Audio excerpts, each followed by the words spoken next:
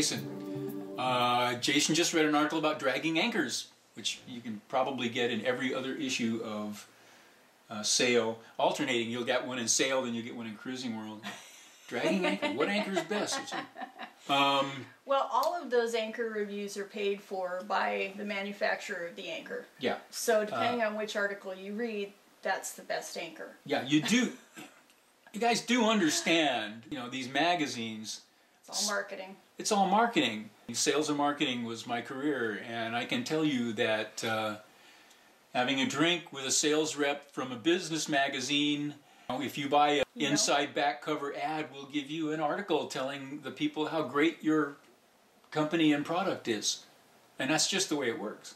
You know, you can't really trust everything that you read in those magazines because a lot of times editorial content comes along with the advertising placement. Yeah. And that's and they exist to sell product. I mean, magazines are there to sell advertising. They don't make any money off subscriptions or sales on a newsstand. So just bear that in mind on these articles. What type of anchors are we carrying? We're carrying lots of anchors. We got rid of a couple too. We got rid of a couple. We had 6, I think, in the beginning. We've got 4 now, plus a small dinghy anchor. But we carry 2 Bruce pattern claw anchors, 1 Delta. That's our primary anchor. It's the one we use all the time. I had thought the Bruce would be the one we used the most, but the way we packed everything up, the Delta wound up on the roller, and so that's the one we use. We've been using, and we've never had dragged. a problem with it. It's never dragged. Setting the anchor properly and putting out enough scope. Which in some anchorages, we've kind of been appalled at watching people set their hook. I know. We've watched people just tie off the line of the cleat and just throw a bundle of chain and anchor and everything over all at once. And then that's it. Done. Go have a cocktail. And then are completely shocked when they drag anchor. Well, the way we do it, the way I do it, is we coast up to the spot we want to anchor. We make a couple circles. I sound the bottom with a lead because our depth sounder doesn't work anymore. And then I determine how much scope to put out. I know what the tide is. 20-foot tide can make a big difference in how much scope you're going to put out. So we circle, we find a spot, we sound the bottom, lower the anchor.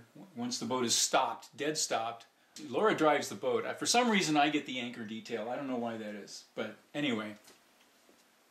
Because you're the man. Yeah, because I'm the man.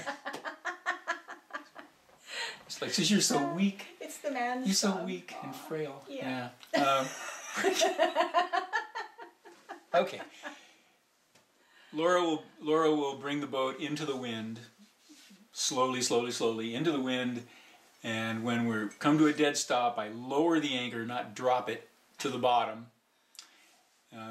And when it's on the bottom, I let the boat fall back with the wind. The wind will blow the boat backwards, just let it run out until I have out the amount of scope that I need. The road is marked so that I know how many feet are going out as I'm letting it out.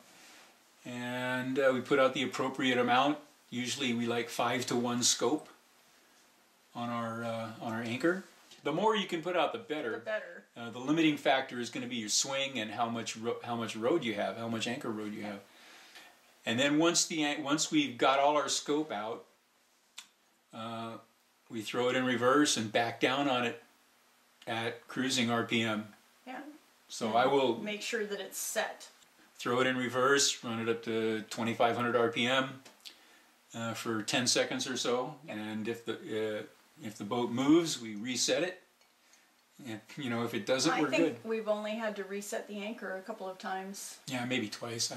Not very often. Nope. The Delta digs in really well, and if it pulls loose, it resets itself pretty easily. So how do you determine which type to use? How do we determine which type to use? We pretty much always drop the Delta. Up here, the Bruce is very popular. The different designs work in different bottom conditions. So if you got a lot of weed, you want something with a sharp point on it, like a Delta, a plow, or a fishermen are supposed to be good in weed and rocks. Sand, you need something with wide spades. A Danforth or a Bruce works good. Sand and mud. Yeah. But Like I said, the Delta plow anchor has worked very well for us everywhere we've used it. Applications, yeah. You know, we used the Danforth in Hawaii in the sand. Yeah. At Halelono. Yeah. And almost everybody uses Danforths in Hawaii because they're always anchoring in sand. Sand, yeah. Up here, they use Bruces because it's either mud or weed, occasionally rocks, and Bruces are extremely strong. That's the most common anchor you'll see up here in Alaska is a Bruce. In Hawaii, where it's mostly sandy bottom, the most common anchor is the Danforth. I don't know, what do you say about Puget Sound? Well, we used our Delta in We used the Delta there. Too. There's a mud bottom there. Yeah. Yeah, so that's how you decide which anchor to use, is what kind of bottom it is. And then based on your experience with that kind of bottom, oh, last time I anchored in weed, I used the wrong anchor. So yeah, that's what we do. And do we have an anchor alarm? Yes, we do. You can't hear it. But I can't hear it because I can't hear it. It's the ringing in my ears drowns it out, and I can't hear it. According to you, we're always dragging anchor. Or never, depending on how you look at it.